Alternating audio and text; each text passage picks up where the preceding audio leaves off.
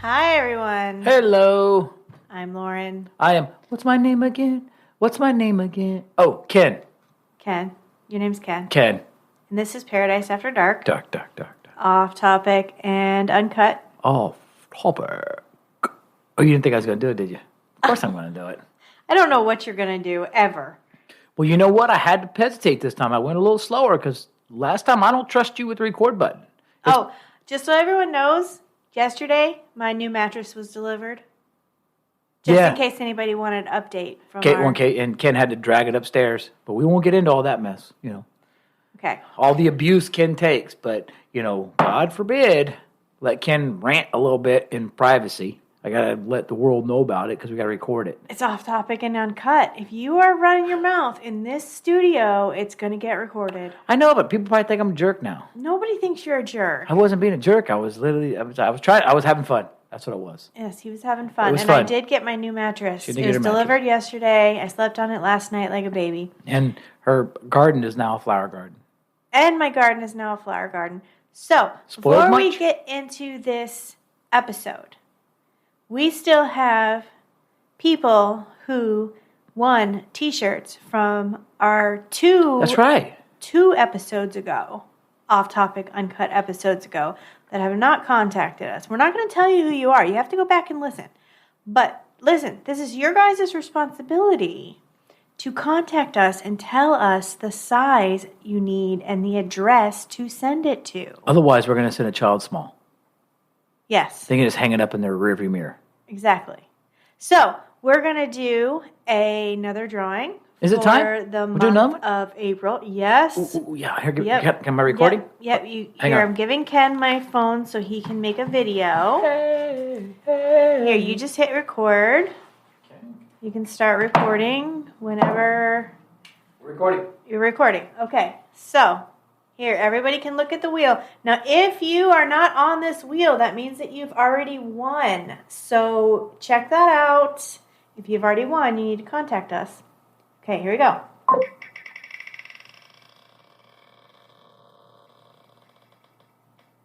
Denise! D-Nice! All right, Denise, you are winning a T-shirt this month. So, Denise, you are going to need to contact us and let us know the size. Yes, let us know the size. Hi. I'm not going to turn it off. I'm going to record you. Okay. What's that TikTok? I'm done. Never mind. I'm done recording. Okay. So, Denise, you won. You won your free T-shirt for the month, and we just need to know your size and where to send it. And now let's get into our off-topic topic. Off-topic topic. Kenneth came up with this one. It's not really much of a topic. Well, it is a topic, but of course, aren't we supposed to be off-topic? Technically, it is. But first thing I want to get into is let's just discuss, because now we're kind of getting into the era of Florida is kind of wide open. So we know that a lot of people are going to be traveling to Florida. Excuse the throat clears, but it's uncut, folks. That's what happens.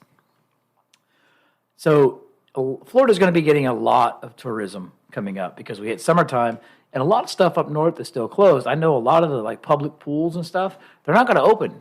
They were closed last summer, and some of them actually closed permanently. And I know that seems weird. The public pools, I know we have one here in town. Do we still have it in town? Yeah. Well, I know when I was a kid, the summertime function, because understand I'm one of four boys. Well, one of them is a little questionable whether he's a boy or not, but that's a joke. We always picked on him about it. We were brothers. That's what you do, right? Yeah. So anyway, Dad would drop us off at the swimming pool. Sometimes the skating rink. Skating rink was at nighttime during the summer if they wanted to go out. They would drop us off the skating rink. The skating rink was our babysitter, and then they would go do stuff. Sometimes the swimming pool. So the summertime during the day, they had to go to work. So two parents working in a household, because that's the kind of the way I was raised is both parents worked. They drop you off at the pool. And that was cool. But now that the parents don't have that capability, what do? So I'm just kind of I'm thinking man, that would just be nuts, because I remember as a kid, and of course now there's what do they call them? Helicopter parents? Yeah. Everybody's so scared of stuff that's going on, and that's okay. I understand having a grip on your kid, but sometimes you got to give them some freedoms, because with us, we I guess respected the fact that we were allowed to pretty much do whatever we wanted to do. So, I mean, if our dad called our name, we came back. It wasn't a be home before the street lights go out. If we didn't show up the next day, then my dad would look for us. I was more of a be home when the street lights came on. Yeah, I didn't have that. So, what did you guys do during the summer? I mean, like, what was your summertime fun? Because I know, we're coming into summer now, and season's about to die off. Maybe it's going to get a little slower. So, what kind of stuff we're going to do? What are you talking about? What we're going to do in the summer? No, I'm talking about like when you were younger. When I was a kid, okay. Did you go to was there any particular venues you went to or fishing? I know that Keys was big, and with your father. We went down to the Keys a lot, Isla Mirada in particular. But like during the day when my parents worked, I usually went to some kind of summer camp. Like, did you? Daily summer camp until maybe I was like 10 or 11 when they started just leaving me home alone. Well, in the summer when they went to work. But before that, I usually went to some kind of camp. Yeah, no, it's funny because like when I was 11, like you just said 11, and I picture myself at 11, but now I think I look at an 11-year-old and I'm like, there's no way in hell I'd leave an 11-year-old home alone. I know. But even though, nothing's really changed. Yeah. And people say, oh, well, it was different back then. No, if you look back, the majority of those really horrific serial killers that everybody hears about in the true crime world, those were in the 70s and 80s. I know. So I don't necessarily think things are better. And there's a lot more stuff out there, but I know like when I was a kid, if you remember the Kelly Eckert episode that we talked about, we talked about Camp Atterbury. Yeah. Where I'd go out and remember the plane. I told you the jet would fly by because it was a military base. Then we had the cabin there, and we'd literally just walk. You could walk for hours out there because it literally was a massive military base. The thing is you'd be out there, and then they knew you were there, and you'd be walking these trails and stuff. But what you would do is if you'd hear them coming, then you'd haul ass off the side of the road, and you'd let them go by, and these military jeeps, some of these big Humvees and stuff would drive by, and then they would just go by, not thinking that, hey, there's kids over in the woods, because we're hiding. See, we thought we were real slick, when in fact we weren't. But that kind of stuff was fun. Did you go to like any theme parks or anything? Because that's kind of where I want to go with this, is kind of getting into some of the attractions, and then talking a little bit about one particular attraction and how it's kind of a weird scenario for this. So here's the thing, is I was born in Florida. Mm-hmm. So I think we probably went to Disney World maybe once when I was around 5. And then maybe again when I was around maybe 7. And after that, it was all Universal Studios. And I know that when I was a teenager, right before I left for the Navy, actually, my older sister was already in college. And my mom wanted to have this one last family trip. So we went to SeaWorld. Yeah.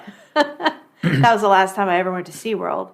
But as far as like the parks, the Florida parks, I think when you live in Florida, that's not as attractive as the people that come to Florida for those parks. Like our idea of a vacation is going down to Key West or Isla Mirada or, you know what I mean? Like, oh yeah, with your father, absolutely, I get it. I'm trying to think of where else we went. I don't know as a kid growing up, but did you take any trips like up north? I mean, because a lot of times people travel down south. We went to Ohio a few times. I have some family in Ohio.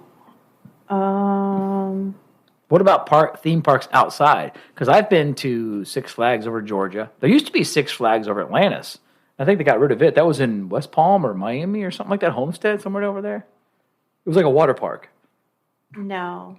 It closed down. We weren't. I don't know. We are not a theme park family. Well, see, you talked about Ohio, and we had, I want to say, I can't think of the town Ohio it was, but Kings Island. Now, it was about That's near Cleveland. I know it's near Cleveland. I want to say Mason, Ohio, I think. I don't know. I should probably look it up. I'm not going to look it up. But they had, actually, I'm going to look it up. Punch it in there. They had everything. There was like a big park. I had a little bit of an issue. Now, because this was kind of pumped in, and it wasn't, like now, if Lauren says, hey, we're going here, I'm online. I'm like, okay, where are the restaurants? Okay, we got this little area here. Where are the restaurants that are there? What are the hotels? what are the attractions? What can we do? When we went to CrimeCon in Louisiana, I went and looked it up. There was the museum. How far away is this restaurant from the hotel? Right. How far is, so there's different things to look. The casino, I'm like, holy shit, the casino, I could spit on the casino. So Lauren's I don't even think we even went in the casino, did we? We did. And then you took a nap, and then I did. Oh, okay. Remember, you took a nap, and I'm like, boom, I went. So I hit Jimmy John's and then swung over in the casino. Can't eat in the casino in Louisiana. Yeah. But no, we had Kings Island. Now, Kings Island had these different attractions. The Bat was one of them. The Bat was like you got in this like little pod thing, and you sat in the seat and you hung from the track. So instead of being on the track, you rode. You hung from it. I think it's kind of like a lot of the stuff that's out there now where your feet dangle. But it was called the Bat, which was really cool. It only ran for like 5 or 6 years. They changed it to the Top Gun ride, I think, now it is. I want to go back to Kings Island. Now, let me explain to you why. Because and I'm going to read this. This is actually on the website that I just looked up. The Beast. Now, the Beast is one of the original wooden roller coasters. Excuse me. It says, when it originally opened, the coaster had record-breaking statistics, being the tallest and fastest wooden roller coaster at 218 feet, traveling 78 miles per hour. The coaster in length was 7,032 feet and featured a 118-foot loop, leaving riders coming back for more. And I could see that loop. And I can tell you, we went there like 3 times in my childhood when I was a little guy.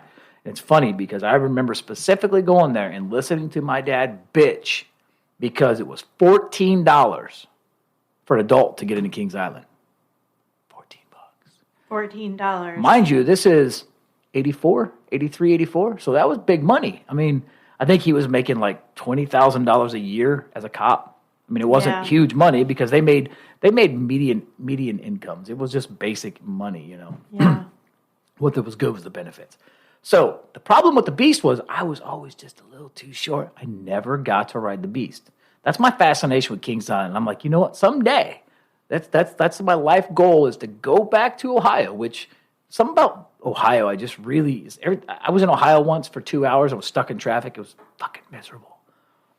I want to go back and ride the Beast because I never got to. I had to ride the Little Beast.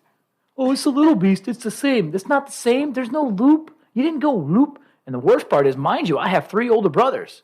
They're like, oh, man, you should have rode that. Oh, too bad you're too little. Hey, shorty, can't get on the ride. Can't get on the ride. Yeah, I had to deal with that shit the whole time. Oh, you poor thing. I am. Traumatized. Well, can you see the tear? I can. I'm getting walled up right now. Down It's his ridiculous. eye right now. But no, seriously, Kings Island was like the bomb. I remember it had Scooby-Doo rides. The big thing there was Hanna-Barbera. It was like that was Scooby-Doo and all these different things. And I was a Scooby-Doo fanatic as a kid. So Kings Island was the attraction. Now, and then, of course, when you come to Florida, when I came to Florida, mind you, it was 87. I was 12. It was like all these parks. It's like, man, you come down here and there's all this stuff. There's so many things to do. And it wasn't until I was like, I think I was like 16, 15. Maybe I was a little younger than, I'm not sure. 14 or 15, I think, the first time I went to Kings Island, Universal Studios.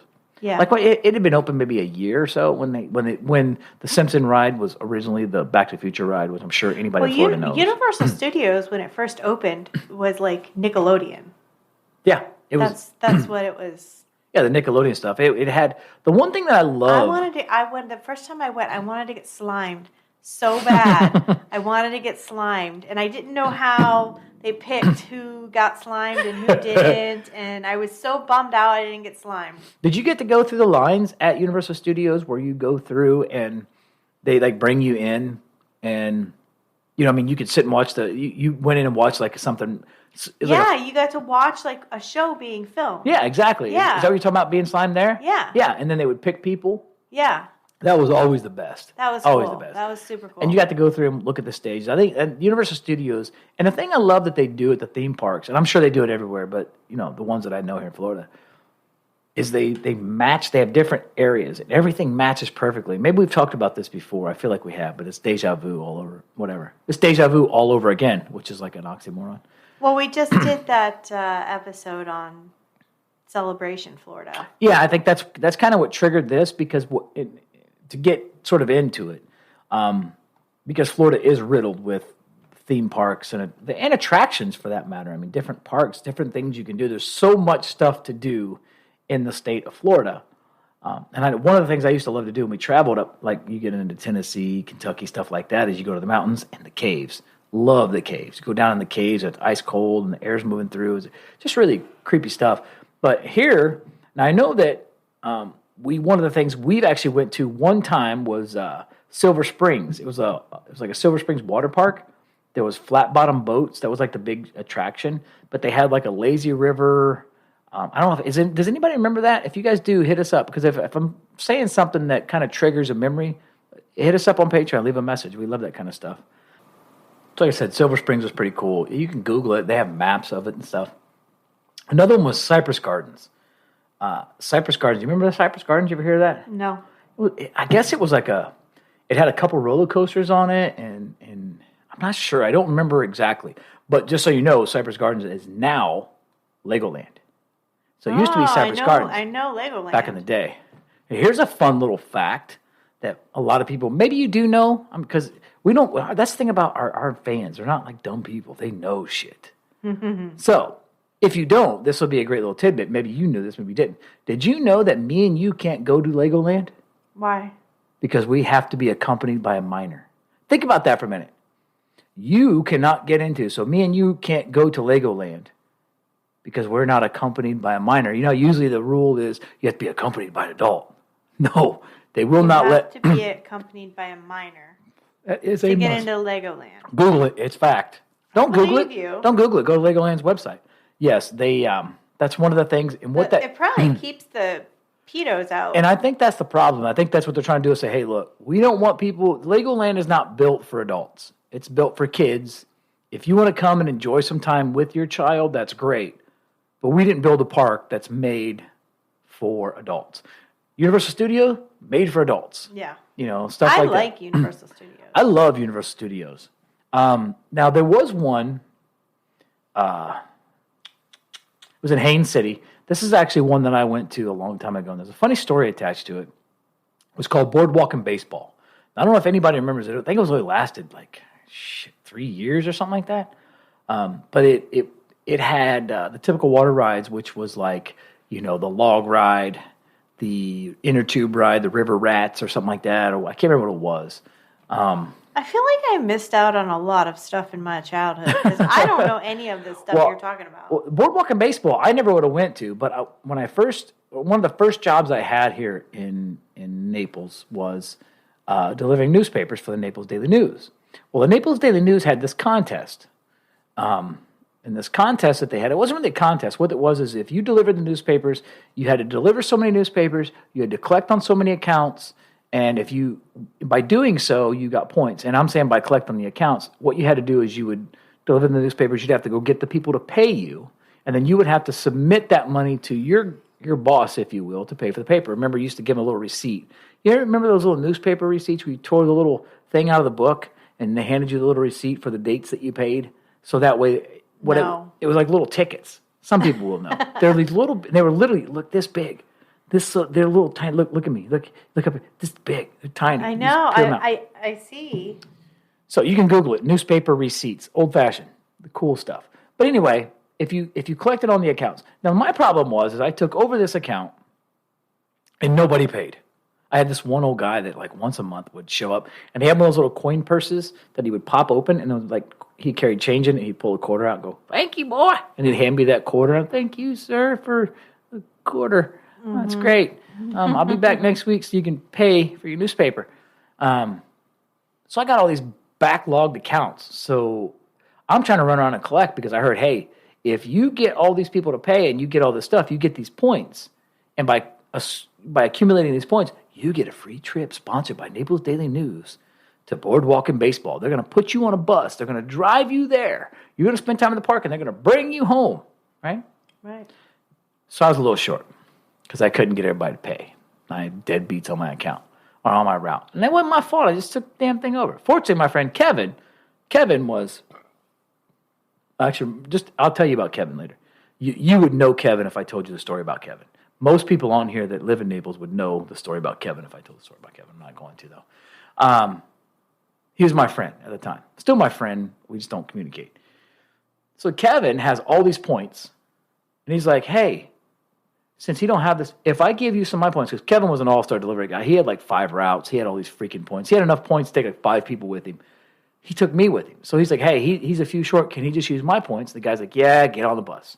Yes. So I got a boardwalk and baseball, hung out there all day long. It was pretty freaking awesome. I had like $15, which didn't seem like a lot. Doesn't seem like a lot now, but at the time it was like, all right, I get a hot dog and a soda. It was like $3. Like, man, that's a lot of money. But of course, remember, this is early 80s. But anyway, that was boardwalk and baseball story. And had batting cages and stuff. There was a pretty cool wooden roller coaster. I think it was called like Hurricane. But I do know that it was like 3 or 4 years. I don't remember exactly. But then they sold out to Busch Entertainment. And actually, I talked about Cypress Gardens earlier. Busch Entertainment bought Cypress Gardens, which turned it into Legoland. And they actually own SeaWorld too, which, of course, is Busch Gardens. Because Busch Gardens, SeaWorld, Legoland, that's all sort of one entity. Right. But I thought SeaWorld was going under because of that Blackfish documentary. I don't think so. No. It's going to be hard to put SeaWorld under because I haven't gone to SeaWorld because of Blackfish. You haven't gone to SeaWorld because you don't go to SeaWorld. And nothing to do with no fishes. I actually like SeaWorld. The only thing I hate about SeaWorld is when I went, it was so packed you couldn't get in line for like the 3 attractions that are there. My brother just went. He said, don't go back there because it's rough right now. Everything's done by appointment. It's kind of a weird scenario. It's not really enjoyable. I wouldn't go to a theme park right now during COVID and all that. No way. Well, were you ever like a water park type person? Did you ever go to water parks? I liked water parks. Did you ever go to Adventure Island, Orlando? Yes. Wasn't that awesome? Yes. The only thing I never did. Adventure Island is in Tampa. No, that's Islands of Adventure. No, Islands of Adventure is in Orlando. Adventure Island is in Tampa. Yeah, you're right. Tampa, Adventure Island. That's right. You're right. We used to go to Sunsplash in Cape Coral. Yeah, that's pretty cool. Yeah. But the one that's in Adventure Island that's in Tampa. Sorry, you're right. I'm thinking of there's what is the other ones? Typhoon Lagoon and Volcano Bay or something like that. That's a new one. That's Volcano a new one Bay. Yeah. I haven't been to any of those. Now, Adventure Island.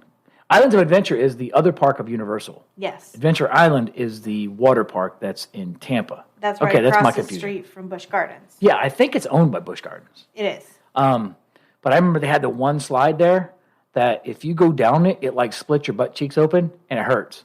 Oh, yes. Remember that one that you don't actually touch the slide. It's like creepy as shit. If you watch people, you're like, they're not even on the slide.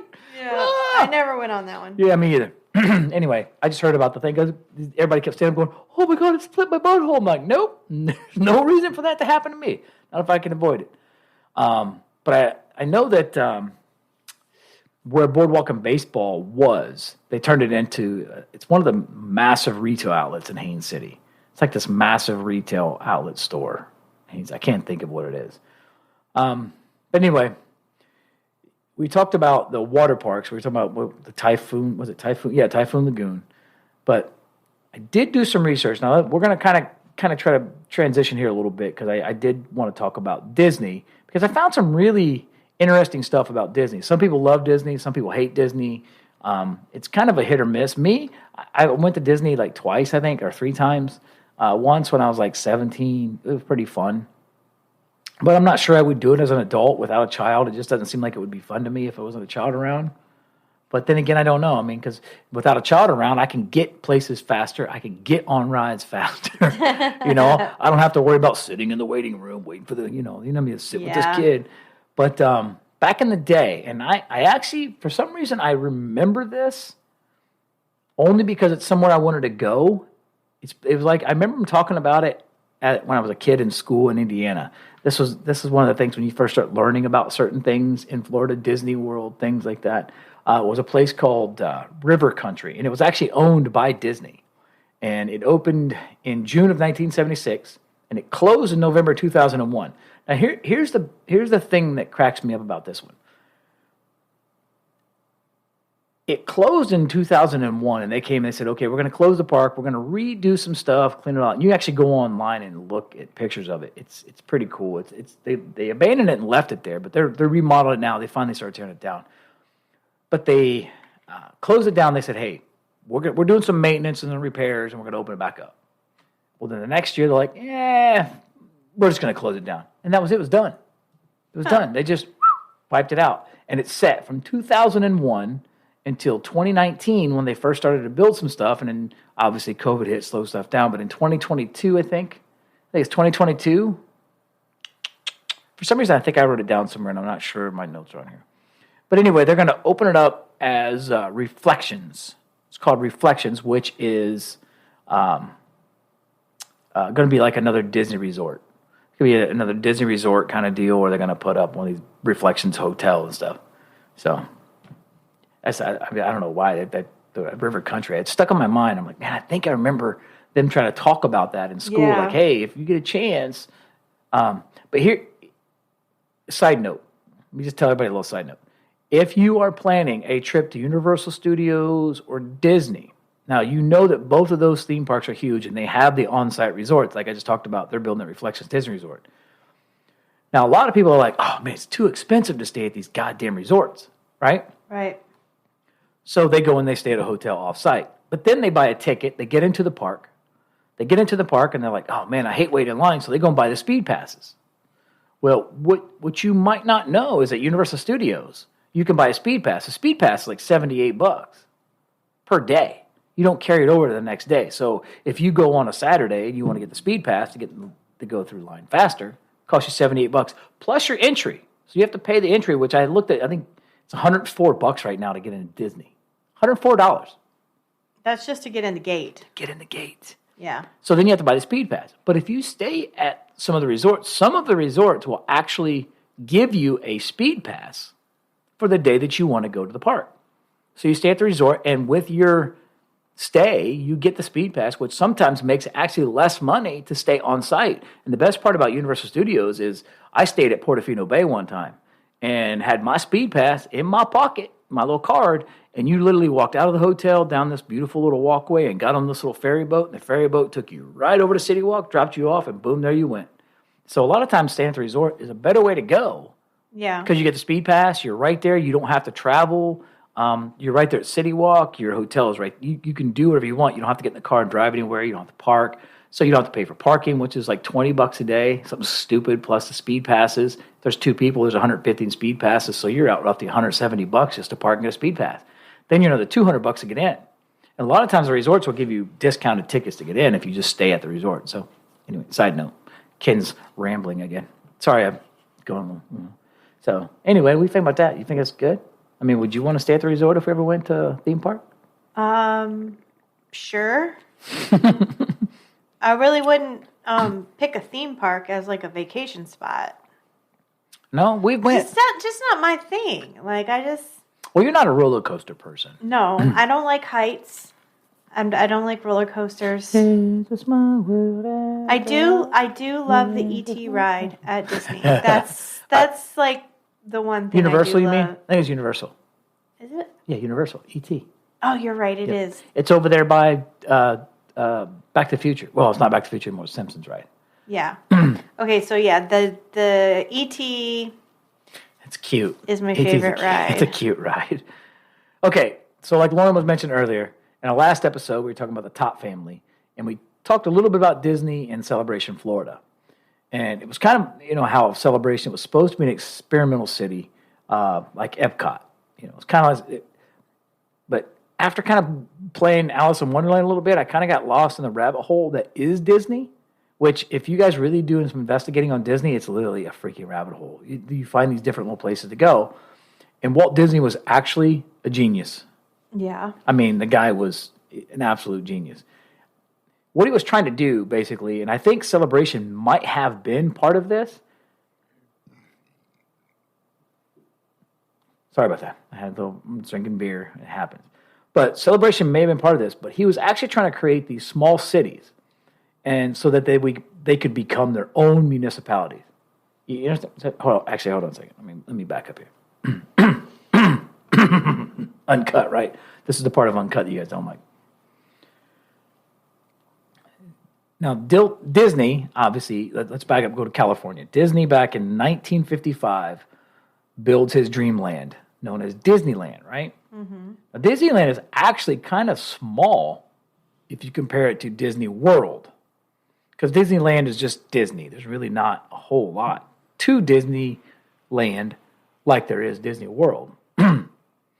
So Disneyland was actually, and this is the one in California, what most people don't know, was actually funded by ABC Paramount Studios. They put up $500,000 and they committed to another $2 million, and then they did an additional loan of $4.5 million. So they said, okay, we're going to do a total commitment of $7 million. But in exchange, ABC comes to Walt Disney and says, we want 35% of the shares of the company. Okay? Also, we want you to produce a weekly television program for ABC. So then Disney's like, okay, I'll do that. So you want to give me this money? I'll give you a small portion of the company. I'm going to build this. This is going to allow me to build my dream and make this money. And all I got to do is put on these shows. He put on like a couple little shows and these different things. Then he goes to these sponsors, right? And he says, okay, look, I'm building this Disneyland. It's going to be great. It's going to be all this stuff, whatever. So if you come along and you start to sponsor the things in this park, people are going to associate your products with fun.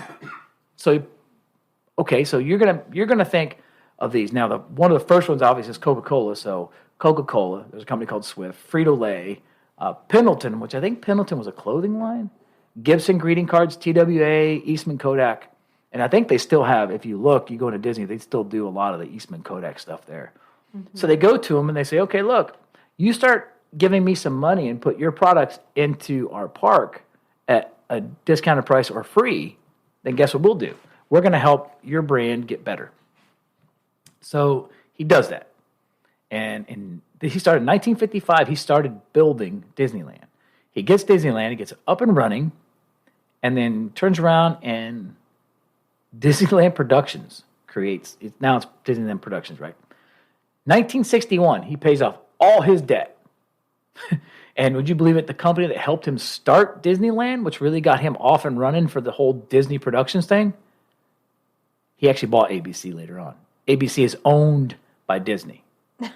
So the company helps you get built, you get so fucking big that you buy that company. So, oh my gosh. Yeah, isn't that crazy? That is crazy.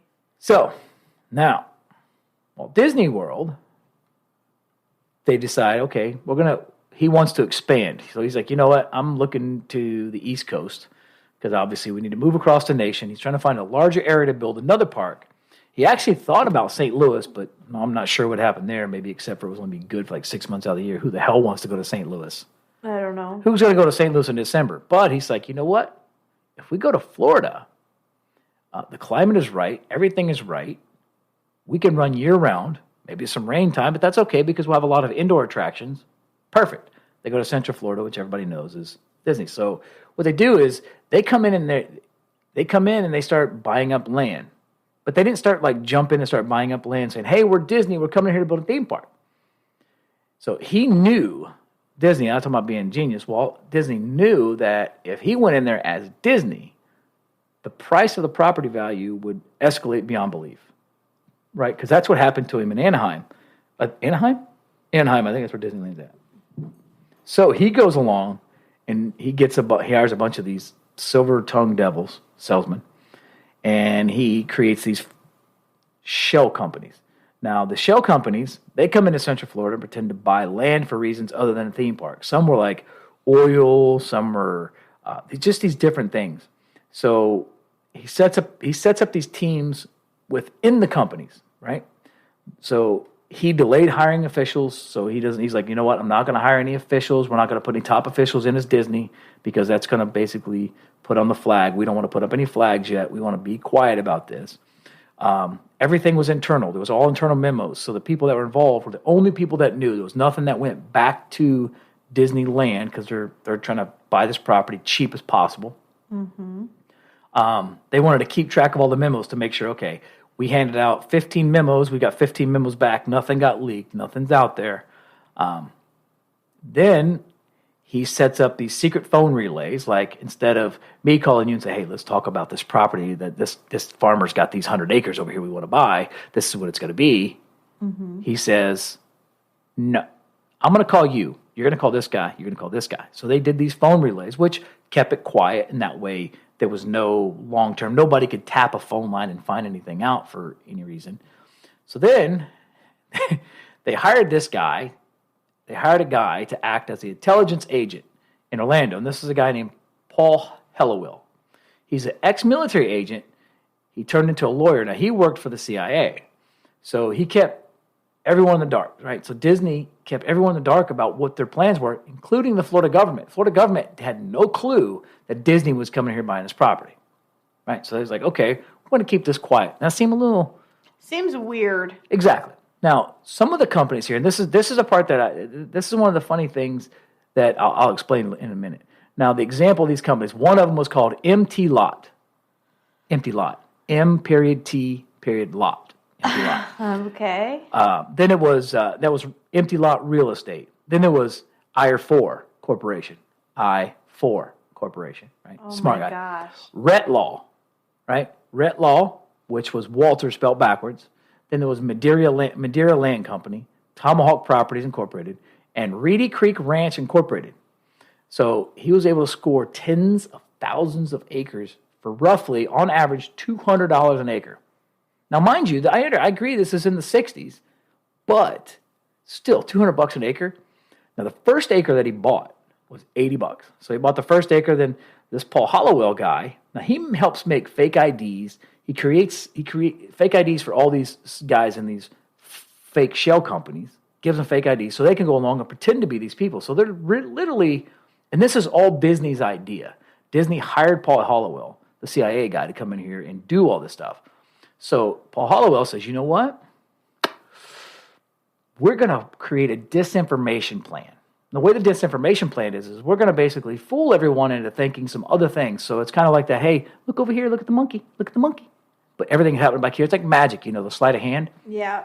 So just you give me your thoughts on this. Imagine how much money do you think he would have paid if the farmers and the landowners knew that it was going to be Disney? Because obviously they know Disney's huge. Because in 61 he's paid off. They know. Mm-hmm. If it's Disney, that's huge money. Yeah. All right? So, like I said... That's actually kind of smart. It's genius. It's shady as shit, which, it's kind of the dark side of Disney, which is kind of where I'm going here. Anyway, to keep anyone from finding out, they create this story that Ford Motor Company, McDonnell Douglas, which is another company, Hughes Aircraft, and Boeing, they said, hey, they're buying up property from all you farmers. And the farmers are like, well, bullshit. You ain't getting none of my property. You ain't going to build no airplanes on my farm. Right? Right. So they create this. Now, this made people want to buy to the little sellers. Like these little guys said, hey, I'm going to build this ranch. We're coming in, we're going to build this ranch. Hey, empty lots. We're in a real estate company. We want to do a small little development over here for senior citizens. We're going to buy this property. So they're like, oh, well, that's fine. Just give me $100 an acre for my 200 acres, right? Which to them is going to be big money. So with all that being said, now, everybody wanted to sell to the little guy because they all had fake IDs and these fake shell companies. Mm-hmm. Well, leave it to Orlando Sentinel. One of the newspaper columnists, Emily Bavar, she released a story on October 21st, 1965. She said, I am predicting that Disney is the mystery corporation that is buying up the last of the property here in Florida in this particular area. So he paid $80 for the first acre. Guess how much he paid for the last acre? How much? $80,000. Because somebody outed them. Yeah. Well, because it was released. Now, mind you, it was $80 for the first acre, $80,000 for the last acre. But overall, he bought everything for $200 an acre if you break it down on average, which is golden. So it was way less money than he spent in Anaheim to buy less property. Yeah. Right? So he bought more property. So he averaged, like I said, thanks to the whole scheme that they had, was $200 an acre. I mean, considering this, Disney is 47 square miles. Think about my drive to work is 27 miles a day. Yeah. That's a long ride. It takes me like a freaking 45 minutes to get to work. Yeah. He's 47 square miles. So, now where am I going with this?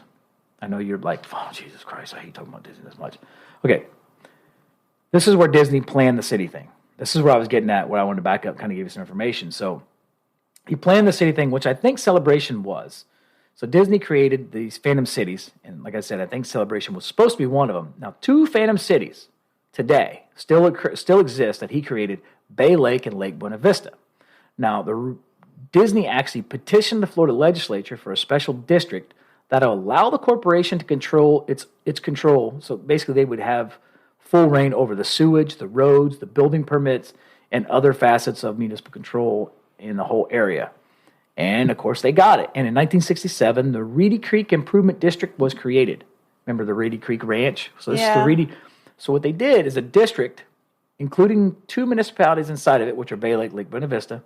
Now, this gives the corporation, Disney Corporation itself, an unprecedented level of control. So only the landowners in the district can vote on the governance for the district. You understand where I'm going with that? So you have these two districts of Disney. Okay. Right? Lake Buena Vista, Bay Lake. Okay. Now, only the landowners in the district can vote. Right? This gives Disney the upper hand in decision making. They largely do not use surrounding counties' infrastructure. So instead, they build their own water, their own fire departments, their own transportation, emergency services. And get this, Bay Lake's population right now is 61 people, and Lake Buena Vista has a population of 4. Right? 4.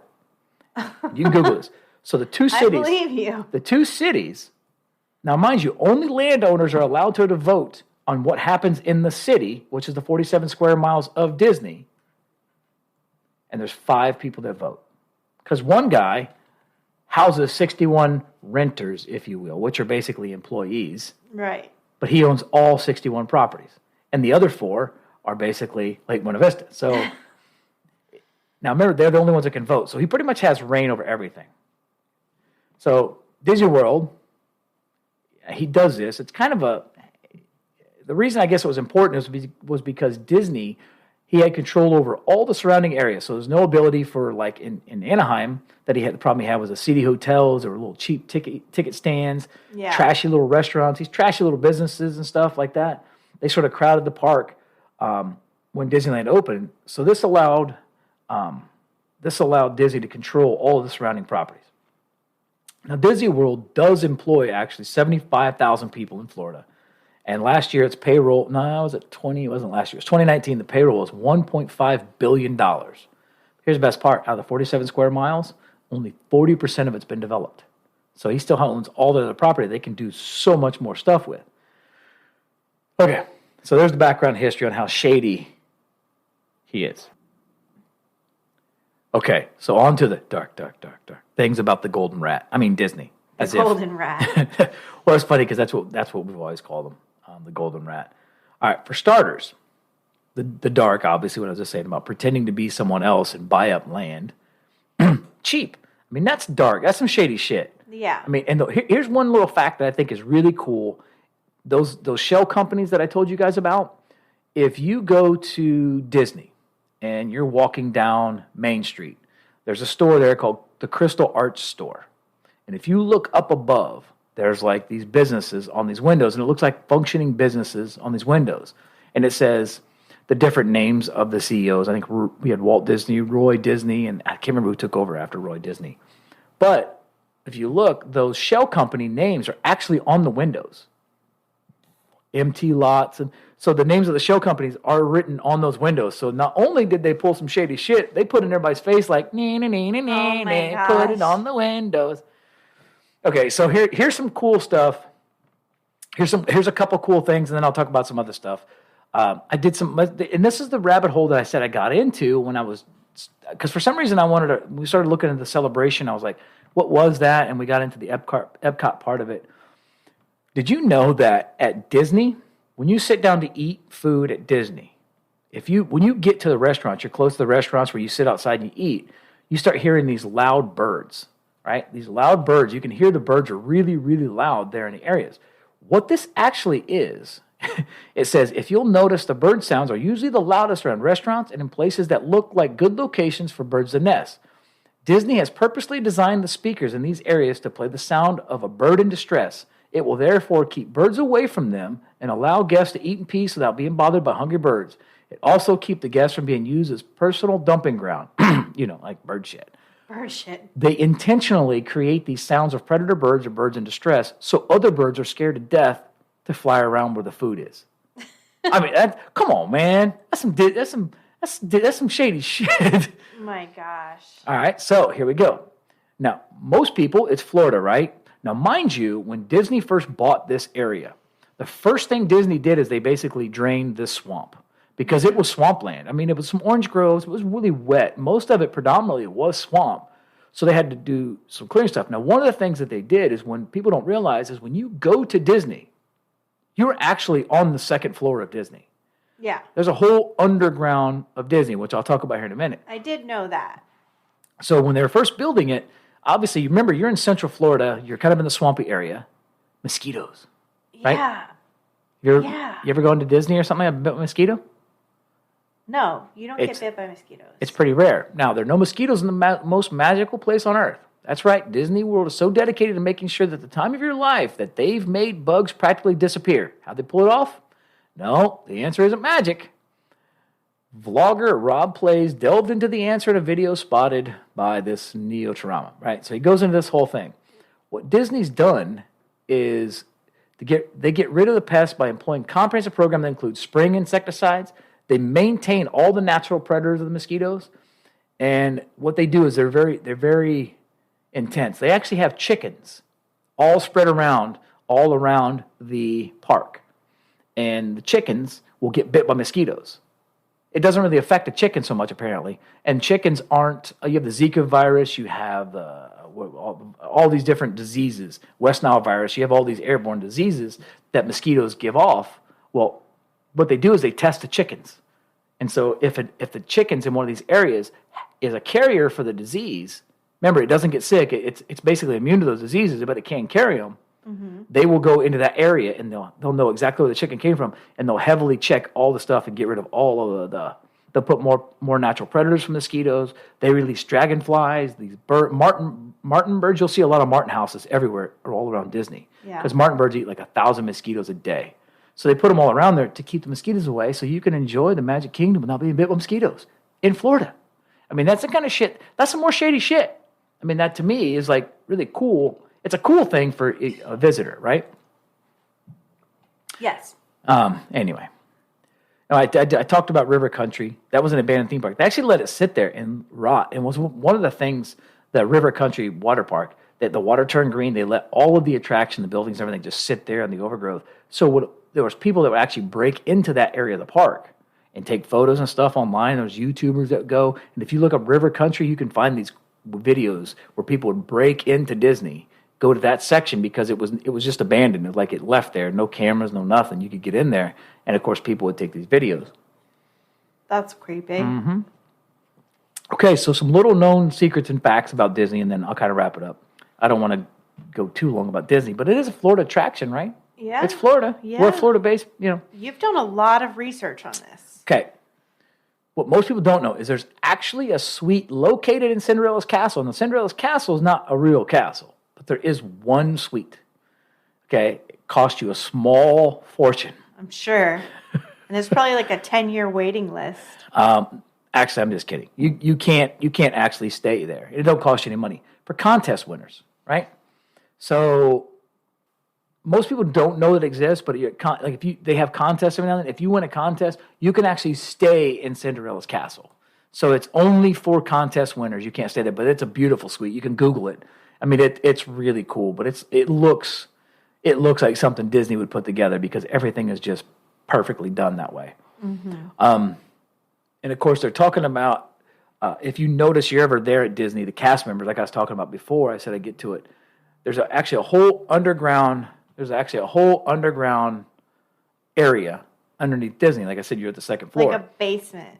Yeah, I mean they have. How can they do a basement in Florida? They built it up. So they built the land and then brought land in on top of it. It has its own hospital, its own jail. They have their own sort of enforcement. So that if you get caught stealing or you fuck up in Disney, they'll arrest you, take you and put you in their jail until the Buena Vista police or whatever. Because remember, they run the government, come and arrest you and take you to their jail. Yeah. Right? Because remember, it's their own municipality. They have their own jail. Or sometimes they use the county. Sometimes Orlando or Orange County, whatever it is, will come in. But this is also how all of the cast members, so Disney, like Mickey has to be here. Okay, well, Mickey can't get across the park through the crowds and the traffic. So a lot of times, there's trash cans that move out of the way. The trash cans flip up and there's stairwells to go down. They walk into these like little doorways and they go down these steps into the underground. And so they can literally take a straight line from Fantasyland to Adventure Island to Frontierland and literally just walk down these hallways without having to interact with any people. So that's another thing too with the trash. These people will pop out of nowhere, take the trash, and they're constantly cleaning the place up. That's another reason why there's no bugs or birds, because they're constantly cleaning. And I did find out, because I wanted to see, like, what are the accidents? They only had one cast member. It was his name was Javier Cruz. He was an employee at Disney World, and he had this I guess it was he was dressed as Pluto, and he passed away at the start of a parade at Frontierland. What happened is the foot of his costume got stuck in the float, and they did not stop, and they ran his ass over. Oh, my gosh. So that sounds terrible. Because Disney is so secretive, and remember, they own the government there. They control everything. Right. If something happens, they deal directly with the family. None of the stuff gets released. So if somebody, because the river country back in the early 80s, some kid got infected with one of the brain-eating amoebas. Might have been one of the early 90s. And he died. But nobody ever heard of it. You can't even find stories on it. I found the clip that talked about it, but there was no story of it because Disney buries all this shit and they hide it. Right? So they don't want that stuff to get out because the last thing you want is a bad taste in your mouth about Disney. Right. Here's another freaky thing. Here's a creepy thing. In the Haunted Mansion, right, there's actually real human skeletons in there. I've heard that before. Yeah, there are real human skeletons in the Haunted Mansion. The other thing, too, in the Haunted Mansion is people love to spread ashes there. So there's a lot of ashes that get spread all over Disney inside the Haunted Mansion. That's weird. So, yeah. And then Disney had its own airline, would fly you in. It was made by WestJet. They would fly you in, and they would land you in Disney, and it had its own runway. They've gotten rid of it now. But if you look, when you're coming up, you could actually see some of the runway painting on the parking lots and stuff was actually a runway. Problem is the original design of Disney had 12,000 parking spaces. That's not shit now. 12,000 parking spaces? Yeah. Please. So they had to do something. And like I was talking about the ashes scattered. They scatter ashes all over the place. Here's the one that I find a little bit tricky, or a little bit funny that they do. Okay. And here's what this says. It says, ever heard of a thing called forced perspective? Well, Disney is the champion of bringing that to life. We hate to break your hearts, but Cinderella's castle is not as grand as enchanting as you believe it to be. The architects built most of the park's buildings with certain techniques to make them look grander and bigger than they are. So everything in there, they build it with an illusion, starting it with big, but they go really small at the top, but they make it really tall. So they elevate it to where it looks really tall, but everything is so skinny and small. But it looks grand and huge, so they create this massive illusion. There was also, I found that there was a driver that was a 21-year-old monorail driver that died. There was a horror film called Escape from Tomorrow. It was actually a horror film that was filmed at Disney, which most people don't know. It was made after dark. Disney did not condone it, and the filmmakers went about it without Disney's permission. Could you imagine if that happened today? Disney would eat your lunch. I'm scared to even talk about Disney. You say Disney too much on the airwaves, and they come after you hardcore. Like, you better say some shit. You better come correct because Disney is huge. Please leave us alone, Disney. Yeah, exactly. They say that the animals there are bribed. It says you get to hop on a safari adventure if you're in Africa. Sounds banging, but that's unfavorable secret. To get the African wildlife to stick around and entertain visitors, they bribe them. How? The species have air-conditioned rocks to lay on, and they provide them with cool water and treats. So the rocks that you see there when you're on your safari at Disney actually have cool air blowing out of them to keep the animals cool. Oh, my gosh. Air-conditioned rocks at Disney's. Let's see. There was also, we won't talk about that one. We're not going to talk about that one because that's just creating lines. That's the handicap line. Oh, here's one that'll piss you off. Many do not recall that Snow White and the Seven Dwarfs was the first Disney princess film, and it was made in the 1930s when societal norms were completely different. A woman named Mary Ford was sent a rejection letter for the film stating all creative work at the company was performed entirely by young men. We're sure many avid Disney fans would not be content about this. So they actually sent her a letter back saying, I'm sorry, but it's only young men that can do this. What? Shit wouldn't fly today. Nope. So I got two left. Okay. Here's the other one. The headline is Most Magical, Deadliest Place on Earth. Evidently, with all the power that Disney had, which I spoke about earlier, we will not hear of all the fatalities that have occurred at the park. It's been reported that over 100 people have passed away at the magical park. We do not want to burst your bubble, but this is something to think about before you depart on your magical trip again. Because if something happens to you, Disney will make sure no one hears about it except your family, which sounds to me like they pay them off. Probably. Yeah. That sounds about right. Now here's one. Let me scroll back up ahead. Here's one that I find to be amazing, and I'm like, man, I want to go back to Disney just for this. This is not shady. This is like an amazing thing to do because when you go to like a carnival, when you go to a carnival and you're smelling like the stuff that's being cooked and the smell of the food, that really, that you go close to the food, it like, I don't know, it triggers these senses in your brain. You know what I'm talking about? Yes. Like right now, you just took a deep breath. I could hear it. Yeah. You're thinking, oh, I could smell an elephant ear right now. I love elephant ears. Oh, God. I can smell the corn. I mean, just the different smells. So, Disney smells good for a reason. It says Disney parks are so magical that every day they constantly pump scents throughout the park. 1 second you're smelling freshly baked cookies, the next candy apples and turkey legs, whatever. That's because some smarty pants at Disney has installed smellitizers to get you to indulge in all the delicious food possible. So when you're getting close to the food area, they're pumping all these smells at you. This is not the smell that's being created by the food that's cooked. They're actually spraying out scents and air freshener. I'm not surprised by that at all. To make you smell the stuff. I'm like, holy crap, that's freaking genius, man. It is. So, the thing about, and that's what I said, Disney himself, and I said it early on, Disney was actually a genius. Now, I don't know why I really fell in love with this concept. I mean, I'm not a huge fan of Disney. It's not my favorite. I would honestly, I'm much rather, like me and Lauren talked about, a Universal Studios guy because I can literally do both theme parks. Sometimes they give you a 2-day pass. You can do one this day, one that day. I just like that. I'm not saying I hate Disney because I like Disney. I've been there a couple times, but stuff like this just makes you like, wow, there's a lot of thought that goes into the things that occur at Disney that, you don't think on average. You know what I'm talking about? Yep. So this anyway. Is nuts. It is. My mind is blown right now. Like I'm kind of like having all this brain information fatigue from. It's funny because please go and look online. Look at the original Walt Disney World map. And a lot of it says future hotels. You had Blackbeard's Island, Fort Wilderness Campground, which is still there. The monorail was one of the first things built. And here's another little quick tidbit. When they were first building, and I've actually heard 3 different people I've talked to about the Disney building, and I'm done. It was in the 70s, early 70s or late 60s, early 70s when they were building it, was Space Mountain.